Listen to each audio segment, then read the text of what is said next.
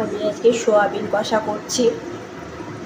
সোয়াবিনগুলোকে গরম জলে নুন দিয়ে ভালো করে ফুটিয়ে নিয়ে জলটাকে চিপে তেল দিয়ে অল্প ভেজে তুলে রেখেছি। এদিকে দুটো আলু আছে আজকে আমার। দুটো আলুকে ভালো করে কেটে জল ঝরিয়ে রেখেছিলাম যাতে তেলে দিলে পরপর করে না ফোটে। তারপরে আলুগুলোকে কড়া করে ভেজে নিয়েছি। মশলা আছে ধনে, জিরে, আদা, রসুন, পেঁয়াজ, কাঁচা লঙ্কা যেগুলো পাকা লঙ্কা আছে, সামান্য পোস্ত, কাজু বাদাম, কয়েকটি চীনা বাদাম। এটা পেস্ট করে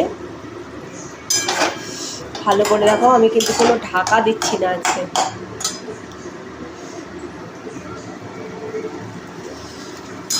এটা কষা করব, তারপরে মুগের ডাল হবে,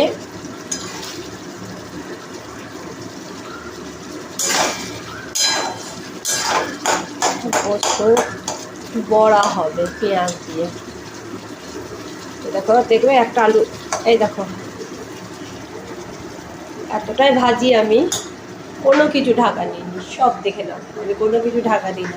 কিছু কিছু জিনিস আছে না ভালো করে কষলে, হ্যাঁ এটা যখন গ্যাস বন্ধ করে দেবো আমি পুরো, তখন ঢাকা দিয়ে রাখবো যাতে কিছু না পড়ে যায় পোকামাকড়।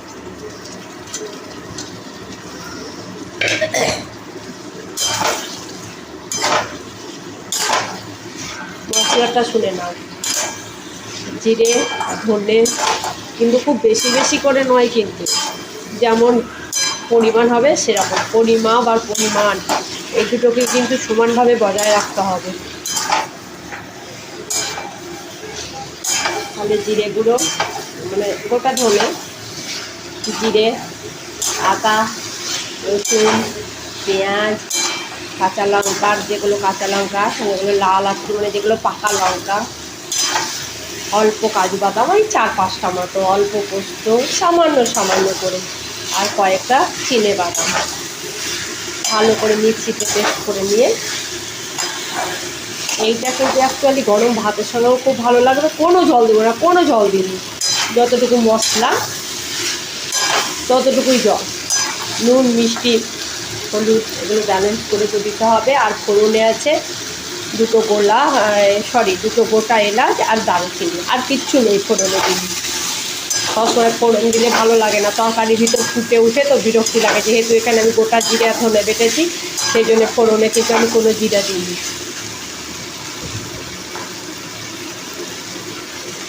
এই রেডি আবার সোয়াবিন কষা।